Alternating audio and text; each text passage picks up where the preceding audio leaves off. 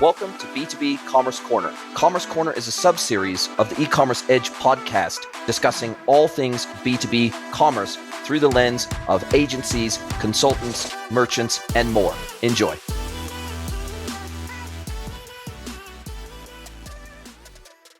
Hello, everybody, and welcome to another episode of the podcast. It is my incredible, deep pleasure to welcome Ami Verma from Techies India to the pod. Welcome, Ami.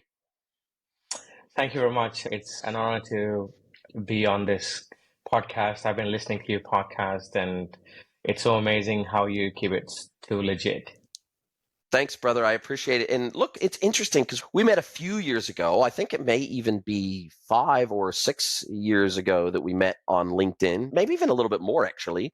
And I followed you for a while. You followed me for a while. We supported each other's content. And then you started joining and supporting my group mentorship sessions, and you started joining those. We actually got the chance to chat visually for the very first time. We run in the same circles. We got lots of the same friends. We go to lots of the same conferences. Now, unfortunately, we haven't yet been able to be at the same conferences at the same time. I've always had a tremendous amount of respect for you, the vibe, the way you carry yourself. Super stylish, first of all. Always stylish. Always good. Always a good-looking dude. Always dressed the part. Always got the swagger, I would say. And but always clearly had a heart. And I have a tremendous amount of respect for anybody that builds and runs and develops and grows an agency, particularly growing an agency from India, in India, serving the rest of the world. I think that much competition in India for business, lots of agencies, lots of people doing lots of stuff in India. India exporting talent and technology to the rest of the world has been a trend since forever. And so the reality is that it's a hyper competitive space. Agency space is competitive anyway. And then when you take into account the density of talent in the IT and digital space in India, it's pretty competitive. And so I've watched with pride as you have continued to just do your thing, play in your lane, develop your market, and do it with a certain amount of style and respect, putting out great, engaging, fun, different content on LinkedIn and other channels, and decided, look, why don't I finally pull finger and get Ami on the podcast for a chat? Thank you very much, Jason. I still know that we got connected somewhere around online retailer in Australia that I was attending, and I was looking at people who really mean something when they post, and they didn't hire any ghostwriter, or they didn't have any tool to post 3 or 4 things for the heck of posting, and yours was the content that I really liked, especially when you had that video and then when you took your dog for a walk in the mornings.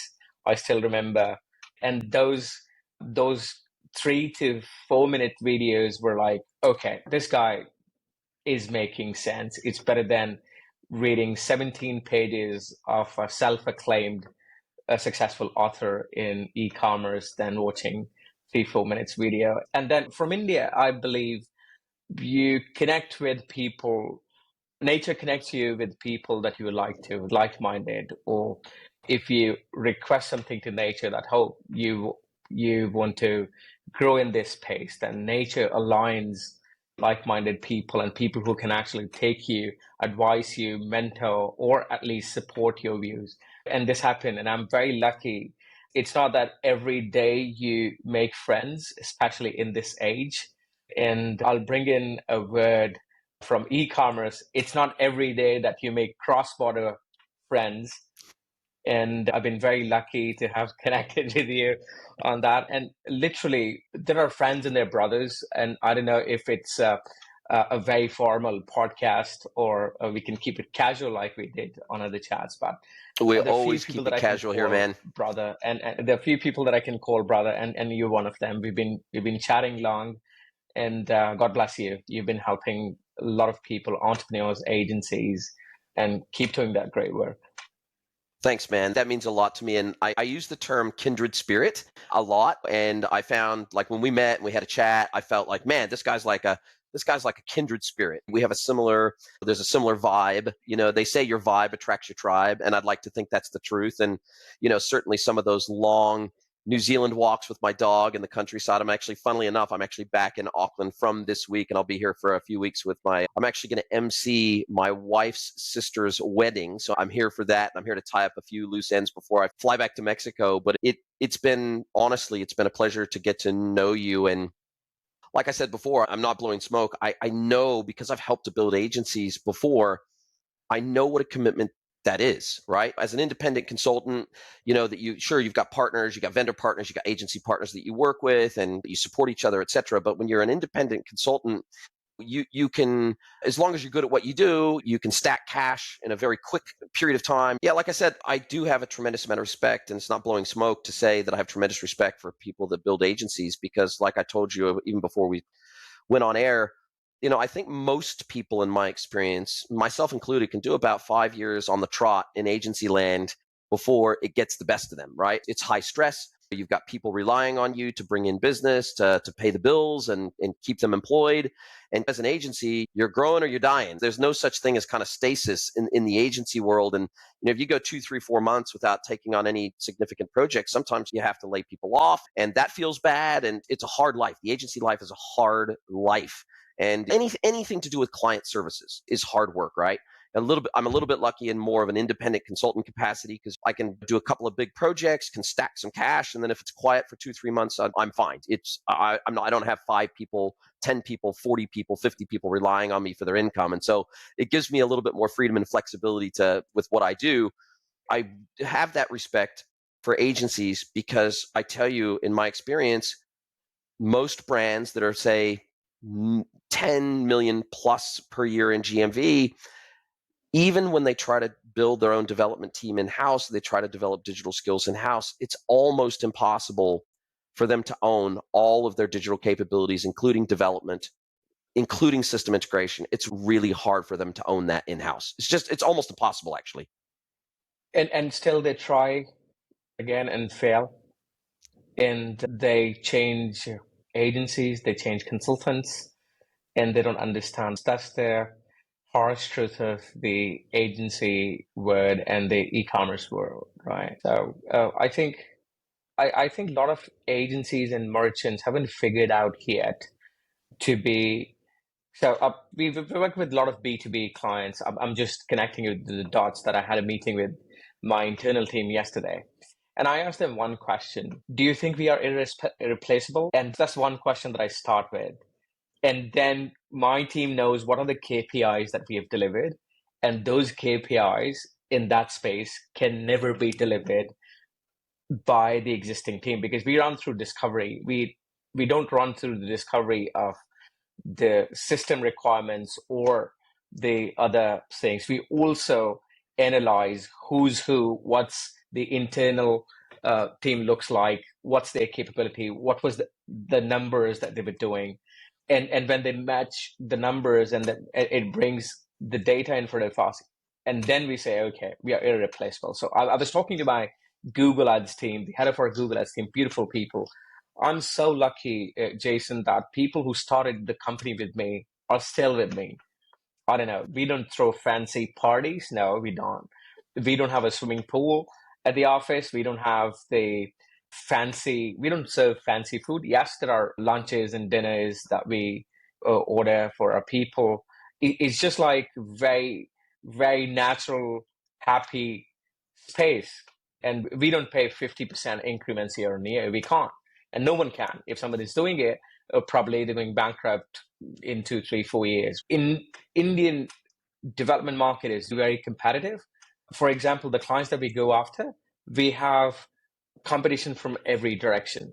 For example, if you are an e-commerce merchant, or we don't call ourselves an agency, we are still a software development company who has an e-commerce unit as well, consulting, development, and marketing. We do a lot of custom application development projects. In fact, we've recently signed up 2 major ones that any company of our size would have never thought of it. And we are grateful that we got those. And we got to the level that they said, okay, we've analyzed XYZ from this country and this country. You guys were like, you've done it all. We'll go with you. The thing about the hiring a talent, be an e-commerce merchant, agency, software company, is first thing is your culture, right? Doesn't matter if you're a tech company, a non-tech company, or you're a manufacturer, retailer, wholesaler, right? It's very hard to build culture, right? And second thing, it's very hard to uh, grow and still maintain the same level of connection with your internal customers or your employees and your customers. And I believe tomorrow, if we're going to be 100,000 people company, I'll try my level best to keep it the same way that it is. So I know the name of my colleagues. We still don't have those tags hanging around our necks, On and I lanyards. see a lot of people lineage, yeah. So I see a lot of agency owners, a lot of software company owners, they post with pride on LinkedIn that we've got 100 people and they've got lineage and this and that. We don't do that at all. And coming back to the competition, it's four-way when it comes to someone who is technically from India. So if we are pitching for the projects, for example, we've got a client in Australia who reached out to us and said, "Hey, I have some complex development. The team that I have, they are good, but they're not that good to deliver. And I'm also considering this from this country and this country." So the competition is we are in competition with the local agencies who may be charging $150, $200 an hour. At the same time, we have competition from people from up Odesk who may be good, right? And who are like 10, 12, 15, $20 an hour. And then we've got competition from Bangladesh, Sri Lanka, and Pakistan, Poland, Romania, right?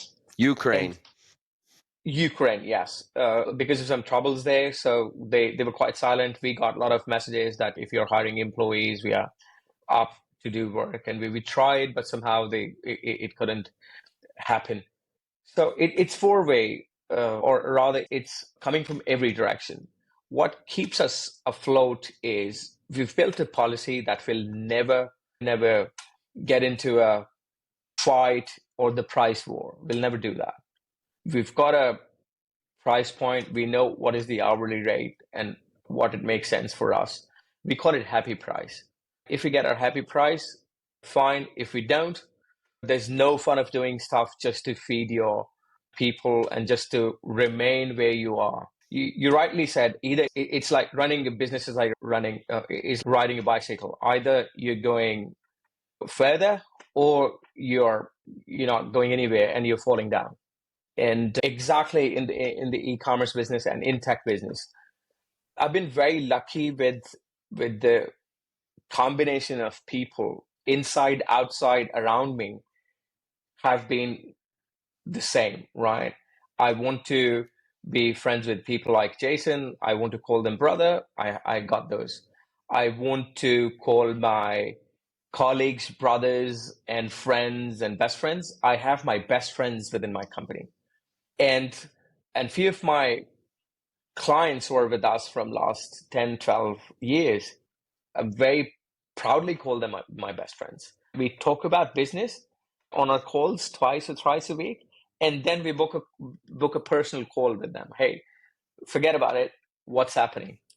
And there are friends I can show you that business gave me who are like running $100 million companies, $200 million companies, and we send emails to each other like we are submitting a report card to our teacher. I've done this. I had a talk, and I can show you the format, right? I can show you the email exchange, and I love it because it's like an accountability virtual board of yours.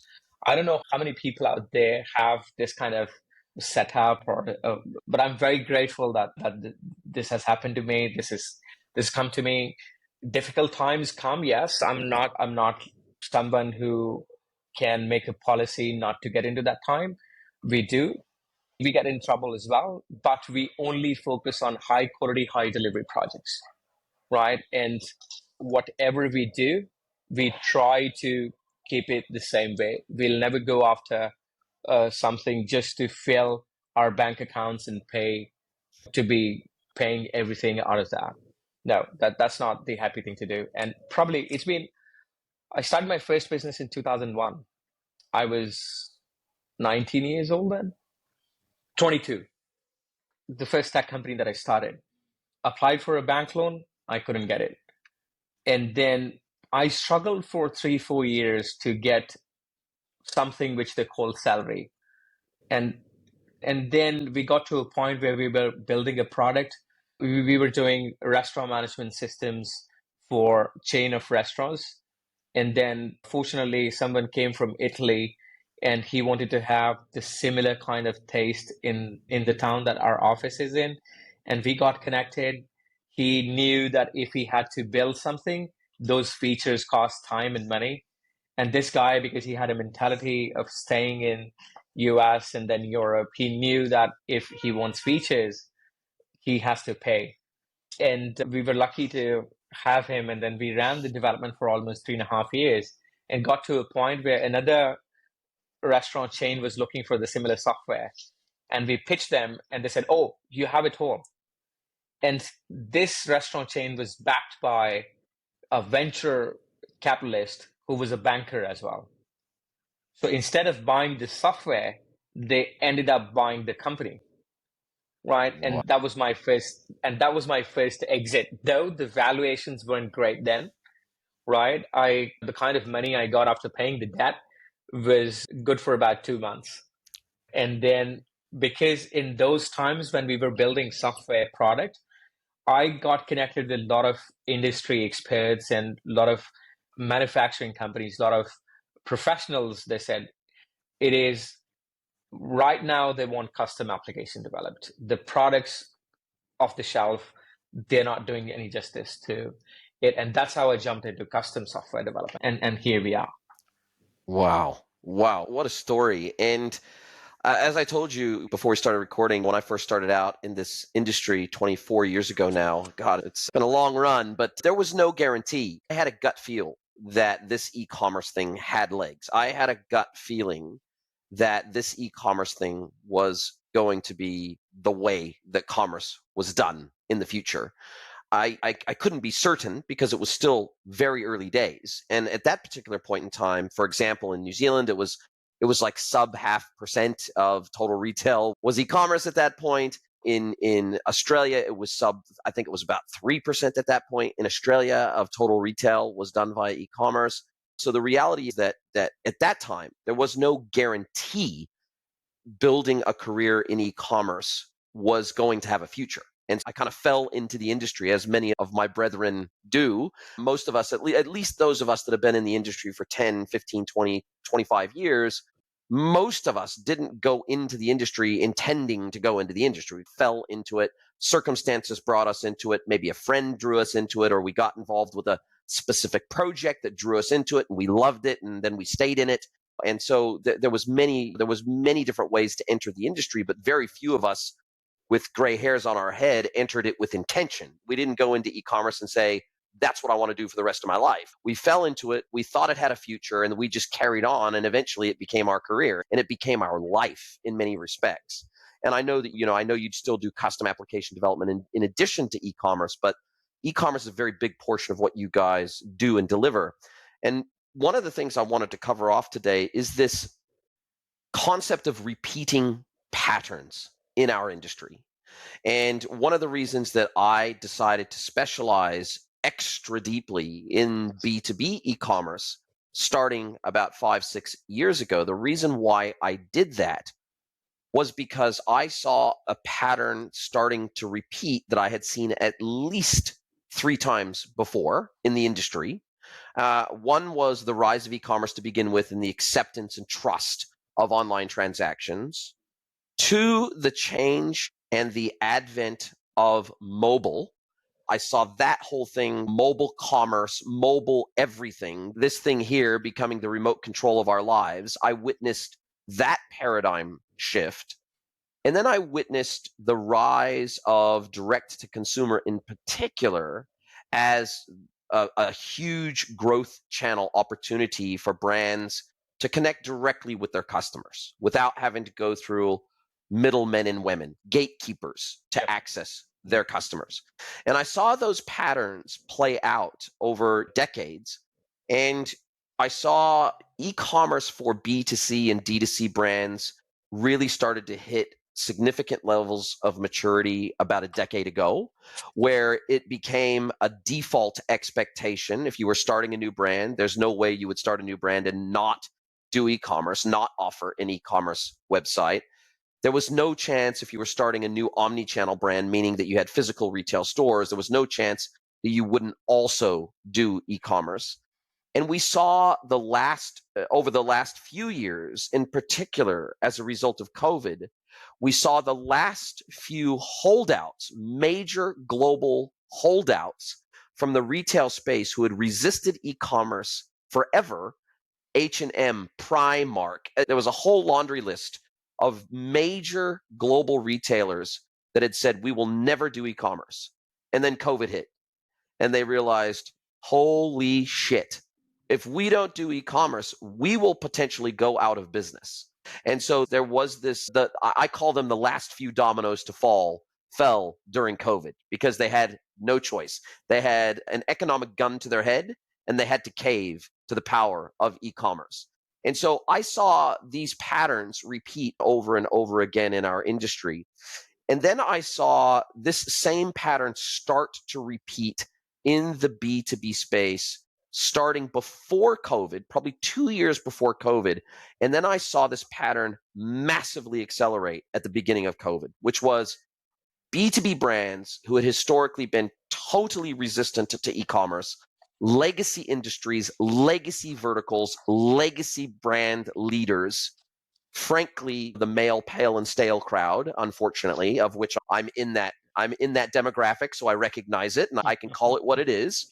And the reality is that what I witnessed was a pretty radical and rapid change of heart within a lot of these B2B brands when COVID hit and they realized, geez, we can't actually have our salespeople go and call on customers anymore. We can't have them go to job sites anymore. We now need to have digital service routes to market, and we need to have digital transactional channels other than just EDI. Because historically, in the B2B world, hey, they wash their hands of it. They'd say, hey, we offer EDI, we offer punch out. That's our digital e-commerce channels. And hey, if you don't want to buy that way, then you can talk to one of our sales reps, or you can send us an email, you can send us a fax, you can send us a PO, and we'll manually enter that into our ERP system for fulfillment. And so I saw this accelerating change in mentality and need in the B2B commerce space, the B2B merchant space. And I said, oh, this is going to be a trend. This is not a fad. This is a trend. And I had seen trends go from fads into trends with e-commerce, with mobile, D2C. I saw these trends form over time, over 5 to 10 year periods of time. And I saw the exact same thing happening with B2B. And I know you've done a lot of complex projects for some very large B2B merchants. And I'd love your seat of the pants take on how you've seen the market develop for B2B commerce over the last 5 or 10 years. Have you seen similar things to what I've seen, which is this pattern starting to repeat where B2B e-commerce is where, if I had to put a rough number on it, finger in the air, I would say B2B e-commerce is about where B2C e-commerce was roughly 1 decade ago. And I see them rapidly accelerating in the need and adoption of e-commerce. Yep, you're right. I've been saying a lot of uptake we'll talk about the numbers later, but uptake in the approach and attitude towards going digital and acceptance of e-commerce in B2B space. I'll again connect it with the user stories and the case histories that we have. 2012, we got an email from a partner in California that there's a client of ours who wants to have an e-commerce, and there's something called Magento. And we, as a software company, started as a .NET because the initial project that we got was .NET. Then we learned that .NET is not open source. PHP is gaining the traction, and somehow our co-founder fell in love with PHP, went to a level that we've gone to top of the pyramid. I don't know it. I was looking at the archive 2 days ago, and the pictures of one of the conferences came in front of me, and I posted on LinkedIn as well. Probably I you saw got that post. interacted. Amazing post. Yeah, and I said, what the heck is Magento? And we never heard about Magento. We've started looking into it. The partner, who's another digital agency based in California, we were the only tech team that they had salespeople, and we were doing all the work. And he said the client is luxury linen rental company, one of the oldest in the US. And we said, okay, we'll do it. And it was easier for us because being a Zen framework certified company, Magento was easier for us. Magento is also built on. We took about 3 weeks and then started working on the project. What I loved about this client, when we were scoping out the project, they talked about B2C and B2B at the same time.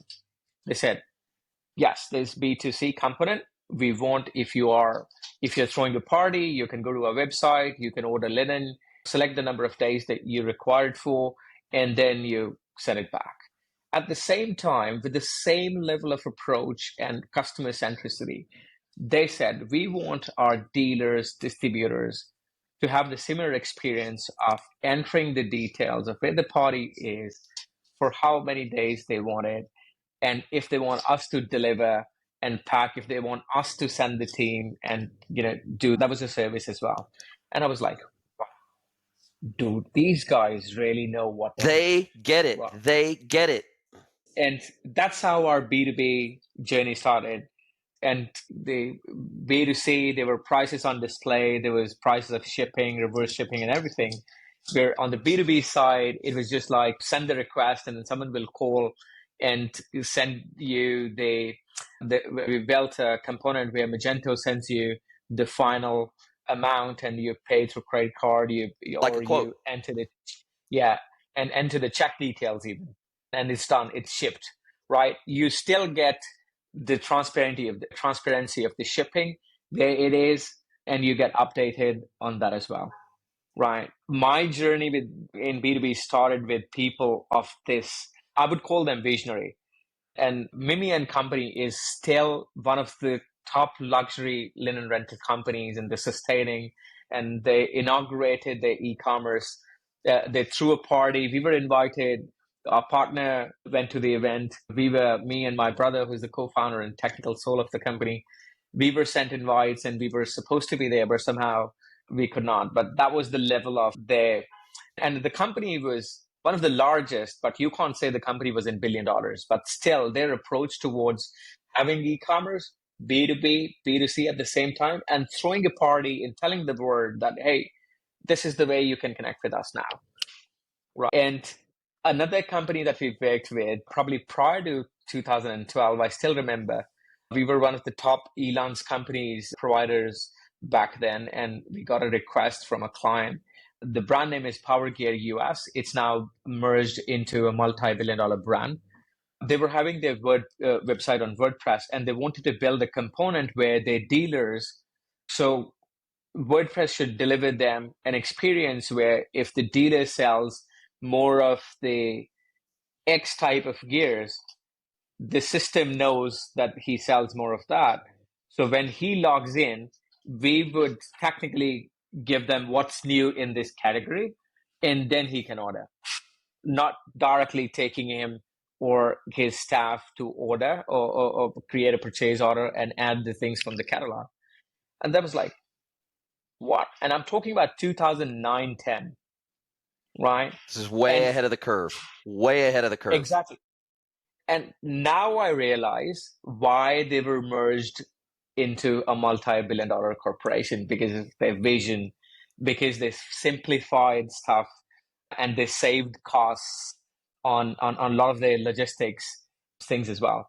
So I'm seeing that attitude now coming to even the smaller B2B players, where they know that without e-commerce, they're not going to survive. One thing that COVID has done for the word good, I'll call it in a good way.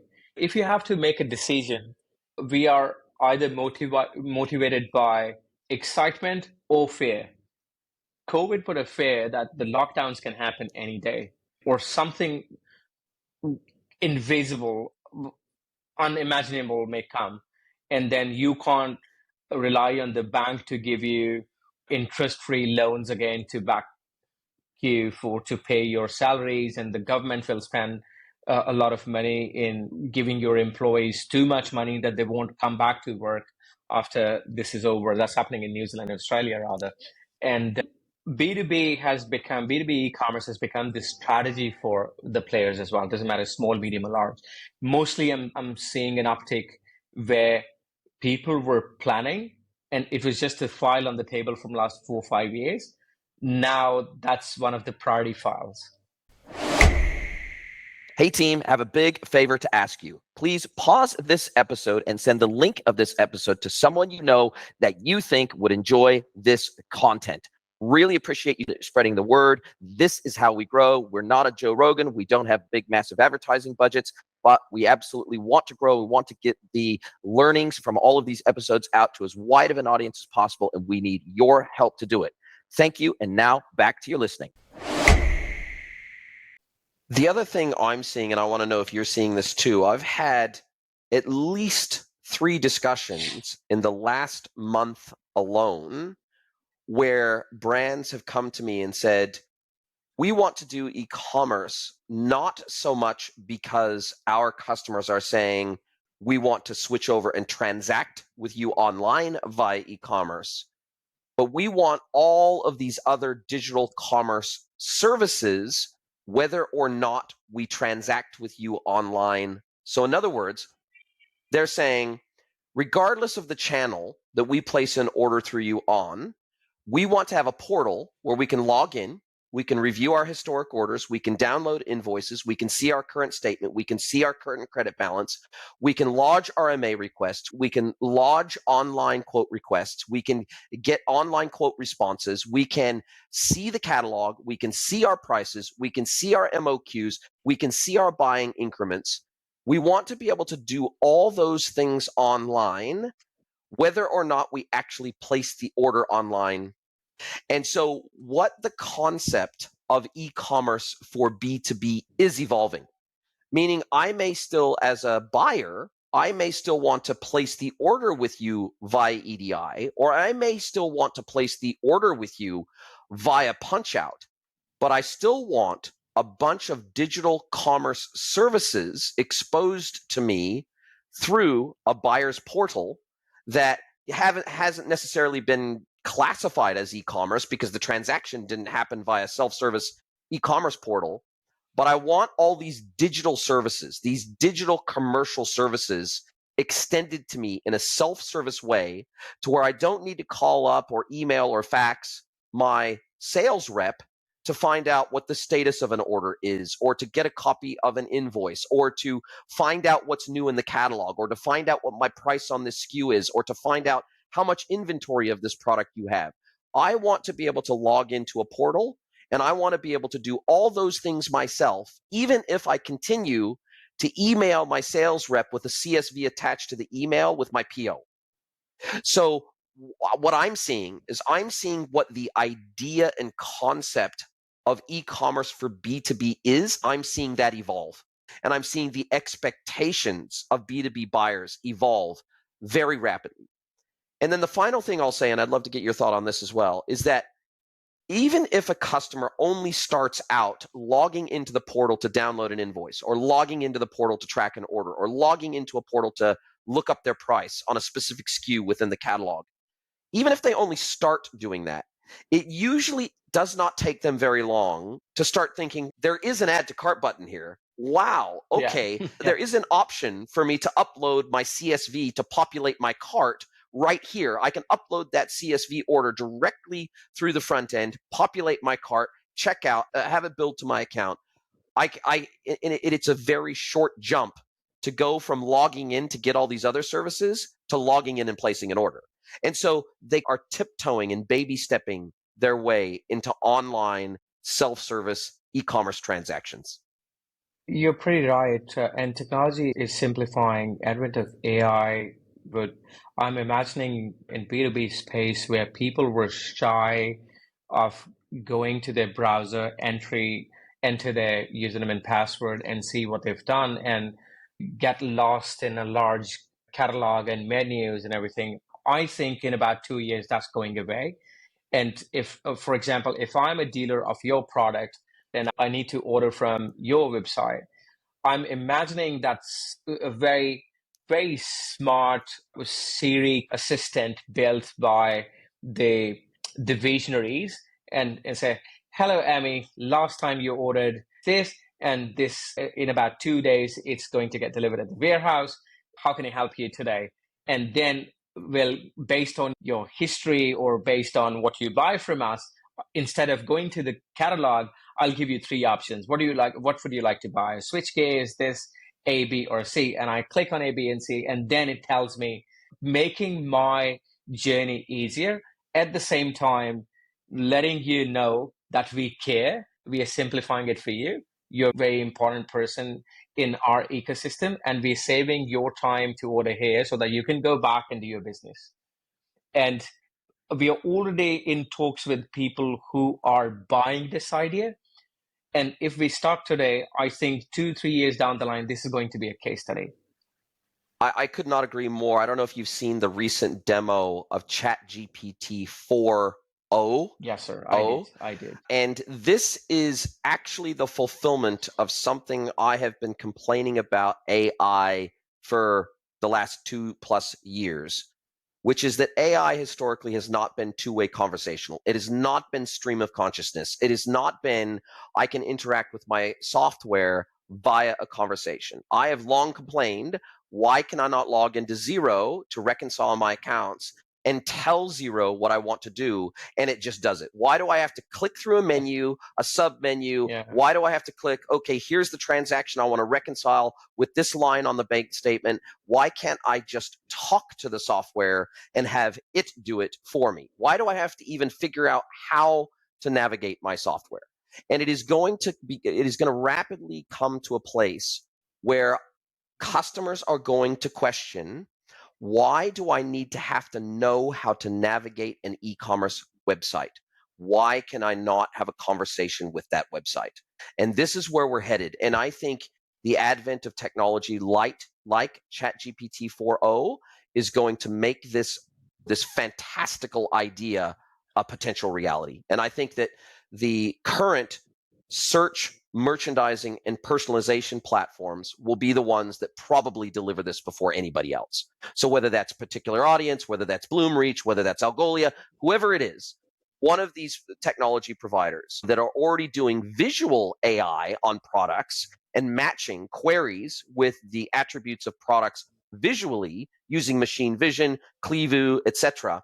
The reality is now we're going to interface via voice, because the reality is, if I go into a retail store today, if I go into a jewelry store, the person behind the counter doesn't just grab a bunch of stuff from behind the counter and put it up on the counter and say, do you like any of these things? No, they ask me a bunch of questions. They say, are you buying for you? Are you buying for a friend today? What is your favorite metal? What is your favorite stone? Are you buying for a specific occasion? Is it for Valentine's Day, an anniversary, a wedding? They ask you a whole laundry list. What is your budget? Are you looking for a ring, a necklace, a bracelet? They ask you a whole ton of questions before they ever go to the counter and grab 2 or 3 selected items that match those requests, and then they put it on the counter and they show it to you. So I think that this kind of interactive virtual concierge type of shopping experience, this is going to be the way shopping evolves, because it does not make sense to put the responsibility of being able to navigate a catalog back on the customer. That should be the responsibility of the merchant. Do you remember back in the days when having an intro video cropped on your homepage of the website, where someone, when you log in and someone, when you just hit the enter button and someone lands on probably my website, and someone talks about, hey, welcome to Techies India Incorporated, we do software, this and that. I think time is going to come when you enter a website, it'll be interactive. Someone like Siri, Alexa, all these product companies, or probably the larger players develop their own with the help of companies like us or their internal people, where the dealers or the stakeholders or the distributors on the B2B side, they know that they don't have to do anything after login. There's someone to take care of them. And I was talking to my team, envisioning about how this is going to be, where whenever you go to a networking event, you're always hesitant to introduce yourself initially. And it's the same in the e-commerce space, where time to load, and then you have only about 3-4 seconds to actually see if what you're looking for is there or not. Think about someone is taking away all that, breaking the ceiling, and tell, hey Jason, you welcome to Arrow, and seems like you're looking for a white shirt, are you? And you said no. You already started the conversation, right? And there's the very less chances that if you're on point, this customer is going to go somewhere and like the traditional e-commerce thing and search, and then look at the medium sizes or XL or something, and find out after the filters that the product that he's looking for is not in stock, right? And I think that's going to happen pretty soon. And I think even the camera activation, you'll authorize camera activation. They'll say, hey, it looks like you're potentially looking for a men's shirt in size medium today. Is that about right? Are you shopping for yourself? Are you shopping for somebody else? What's your favorite colors? What's your favorite style? What are you trying to complete the look today? Are you trying to find some pants to go with that t-shirt today? Do you need a belt? Do you need any accessories to go along with that? Are you putting together an outfit for a specific event? Or is this just a have in your wardrobe as a daily wear item? We're going to have this concept of a concierge level of service that we should, in the better retail stores, we get a concierge level of service where we feel special, where we feel unique, where we feel treated with respect, where we feel like we get treated with a white glove level of service. And I feel the coming multimodal AI technology is going to be able to facilitate this at scale with automation, and it's going to remember every single interaction it's had with you previously. And we're going to be able to also create in environments where people can't speak because they need to be quiet. We're going to create typewritten two-way engagement models for that, and hand gesture driven, haptic driven models for that, to where the person doesn't actually have to verbally speak. So I think you're right. I think if we look to the future of e-commerce, the current paradigm of e-commerce full stop it's basically a digital version of the old mail order catalogs from Sears, Roebuck and Company from 100 years ago. We've basically digitalized that version of engaging with a brand, and we've put that online. And the next generation of that is going to be a more human to human style of interaction mediated by technology. And that's what I'm looking for. I'm looking forward to, I believe B2B e-commerce is the next generation of expectations for B2B buyers. And it's followed the advent of mobile. It's followed the advent of D2C. Now we've got B2B jumping on board. But I think the next paradigm shift, and I believe exactly like you do, not only will commerce be much more personal, but commerce will literally be everywhere. We won't always need to go to a website to be able to engage with that brand. Commerce will literally be available everywhere, on every single surface, every single device. It's going to be available literally everywhere. And then we will eventually get to a holographic state where we're interacting with AI agents in a holographic way. And then that's going to be a level of reality that is going to feel, when it comes, and it's probably only 2 to 5 years away, it's going to feel like Star Trek, and it's going to feel like the holodeck. Yep, you're right. You're right. I think a lot of software companies, software product companies, digital agencies, they need to step up their game. And I know there's a lot of work in traditional e-commerce that people still want Magento one-page checkout to work properly, right? The Shopify attribution is better than anyone else, and people are still figuring out Magento attribution, trying to use either software or APIs or some third parties, right? We're still stuck there. Yes, there's a lot of hours to be built, but we need some visionaries in on our side of the business as well, who said, okay, I know 6, 7, 8 years down the line this is going to happen. Let me start today. and I'll give you that. And probably I won't claim that we are one of that company, but yes, there are dreams like that we have. And probably, in 2.5, 3 years of time, you'll find something like that from our bucket. I can't wait. I can't wait. This has been a fantastic conversation. An hour's absolutely flown by. You're a gentleman. You're a scholar.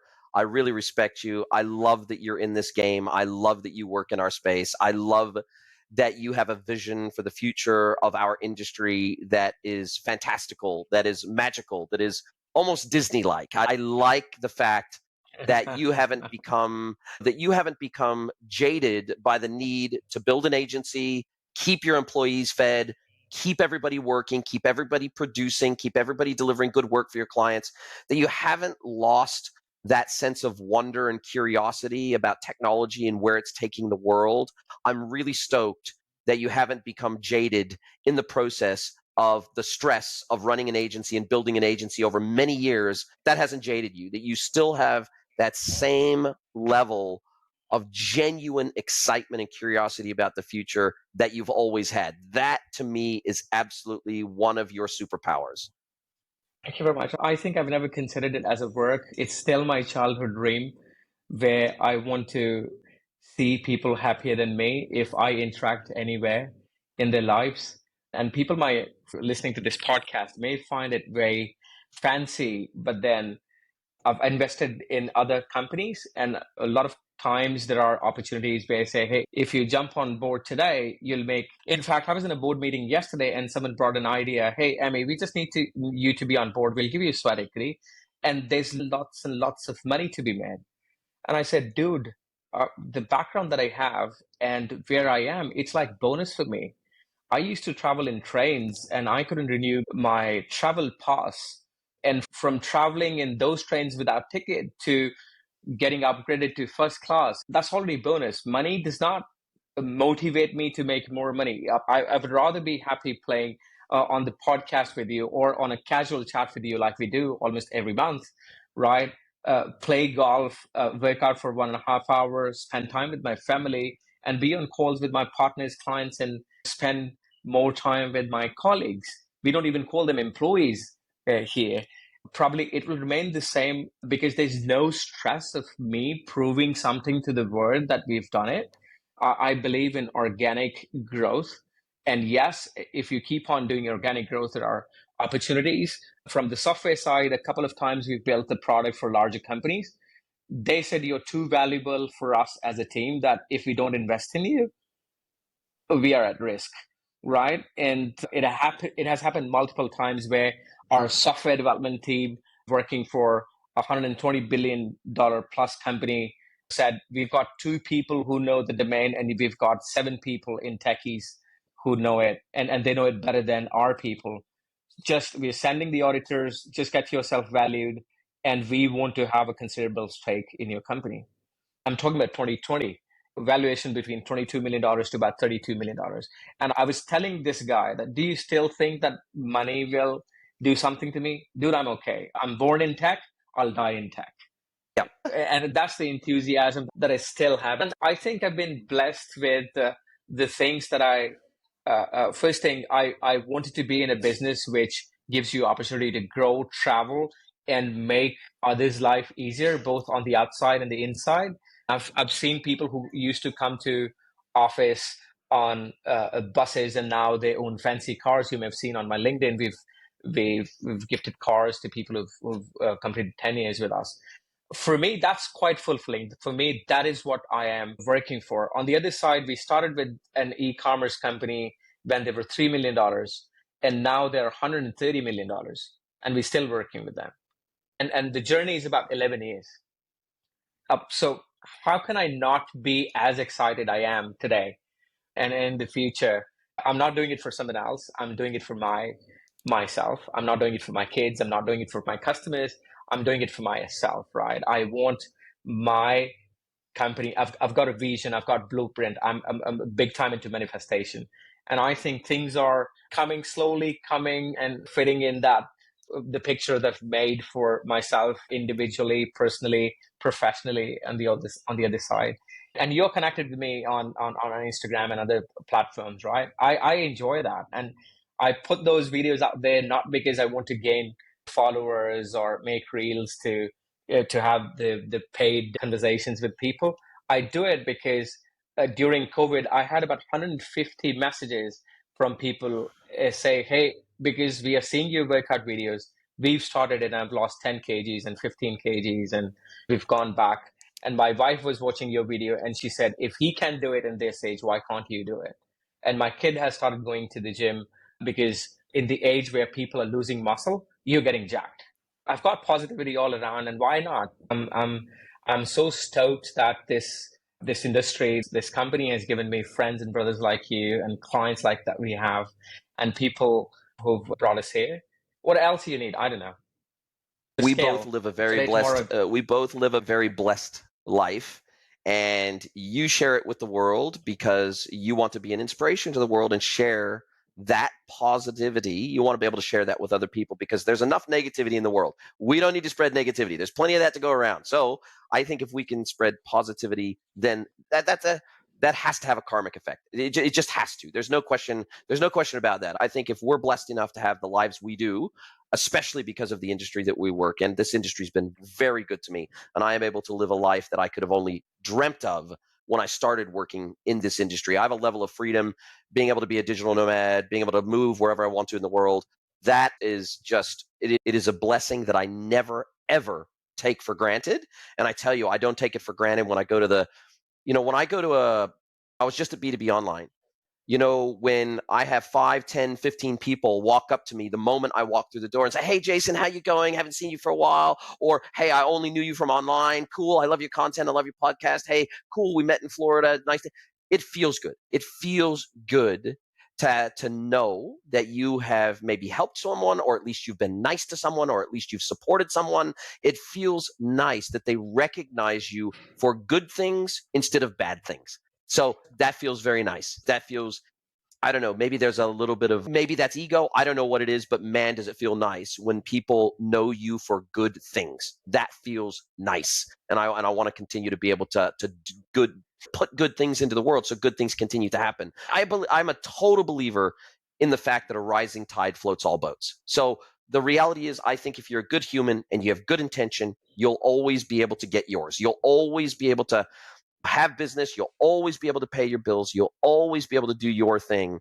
If you can help enough other people get their thing, then you'll always be able to get your thing. So that's just the way that I feel about it. Now, as we come down to the end of our time together, this is where I get to flip the script. I get to hand the microphone over to you. I get to let you ask me one question, any question you like. So, Ami Verma from Techies, what is your question for me today? So what I always am curious about, because we've been a premium software, Indian software company and breaking the barriers. I've been lucky to travel the world and lucky to get commanding the hourly rate and the pricing which the other Indian or Asian companies are unable to get it. Uh, many times that when we meet someone and when I started going to e-commerce events, people had a certain perception about India and Indian tech and Indian e-commerce agencies, Indian teams, right? And that's my question to you, like without bias, without knowing that your friend, your brother is asking you a question, what is your take on it? How do you see if you are a merchant and if someone like us reach out to you and tell you this is the case study that we've done and we can do it for you, what is your take on looking at India as a destination for skill-based development? Or I'm making too complex. What is your perception about India tech and e-commerce as far as the development side is concerned? Yeah, I'm lucky in that I guess I have an insider's view of it. And so because I've worked with Indian outsourced companies before, because I've had worked with remote developers before, because I've worked with remote teams in India before, because I've built remote teams in India before, I guess I have a insider's knowledge about that capability that not everybody has. And I guess I am lucky in that very early in my career, I was exposed to Indian tech talent, Indian development talent, Indian ability to build businesses, to understand businesses.